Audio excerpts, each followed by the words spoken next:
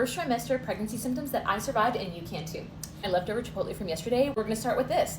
I had no appetite in week 6, 7, 8. Week 6, 7, 8, me and my baby survived on candy. I was literally on my honeymoon and I could not indulge in any of the French pastries or anything in Paris. I really wanted the chocolate mousse from that one famous restaurant. Y'all all know, y'all seen it here on TikTok, but I was averted to chocolate. And I love chocolate, like I'm a chocolate lover, but the thought of chocolate repulsed me. And so I really wanted to do that, but then I was like, I know if they're gonna plop it down in front of me and I'm gonna wanna throw up. So we didn't end up doing that. I didn't even really get the great taste of France in terms of like anything sweet. Like I had a lot of steak and frites, which I was a little averted to steak, but I don't know why. I was like kind of like, let me just get in whatever I can for this baby because I can't just eat candy the whole time. And I like forced myself to eat steak and it was actually fine. But another thing I was averted to was water, plain water. Having a lot of mojito mocktails. Lime and mint are really good for nausea and those helped so much, but plain water, it was really hard for me to drink. It doesn't look as good today, but it tastes phenomenal. I was averted to chocolate. I was averted to most proteins unless it's like fried or covered in sauce of some sort. I was averted to any raw vegetables, home cooked meals, except for breakfast. I never was averted to eggs for some weird reason. Like I love eggs and I could have them this whole time. And the only thing I wanted in France was a fried egg. And our hotel did not serve fried eggs or scrambled eggs. They only served like frittata that was mixed with vegetables and I couldn't do it. So felt like I had the stomach bug.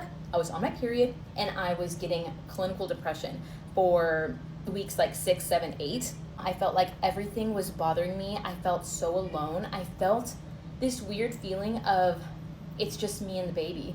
It's me and the baby against everyone. I don't know why I felt that because my husband, I've always felt like me and my husband, it's me and him against the world. And now it like totally switched. It was like me and the baby against the world. But thankfully I'm not thinking that way anymore. I think it was a bonding thing, but I was sleeping so much in those early weeks.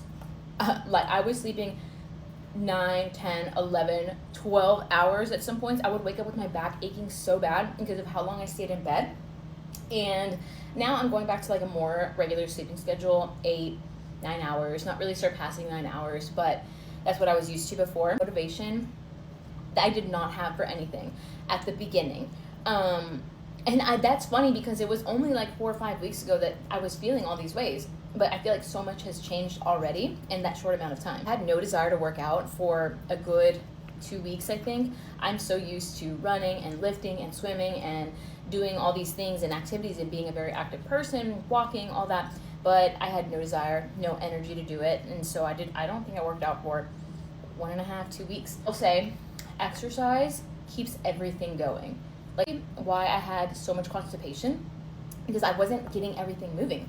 I did start taking a probiotic. I started drinking more water. I started having more high fiber foods and also just being more active every day.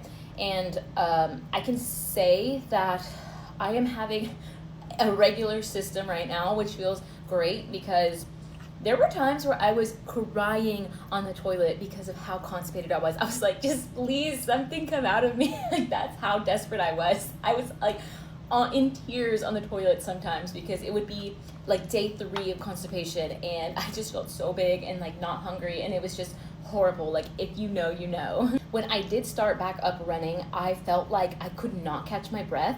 It was so hard for me to talk and run, which I was so used to. Obviously, if you see my videos, you know, but it felt like I was breathing out of a straw. That's how hard it was. I've never felt that way in my life. Not even when I first started running or running long distance. I didn't even feel that way. Capacity is decreasing, your blood volume's going up. So many changes are happening so quickly in your body that you just can't catch up that quickly. And I'm feeling so much better. I say that and I'm running out of breath right now, but I am able to have the aerobic capacity that I had like prior pregnancy, which not all the way, obviously, but pretty similar to what I had, and I'm feeling good, and I'm able to run better. I'm just like playing with my food because I don't want to eat while I'm talking, but I really want it. Symptom I had and still have is sharp shooting pains in my boobs. Like they've gotten a little bigger, not massive or anything, but they've gotten a little bigger, and I'm feeling these sharp stabbing pains in my boobs that hurt so bad. Like they're still pretty tender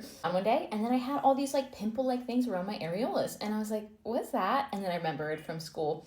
They're called Montgomery tubercles. Tubercles, I don't know how to say that properly, but they're essentially oil glands that secrete oil when you're breastfeeding, so everything stays not dry.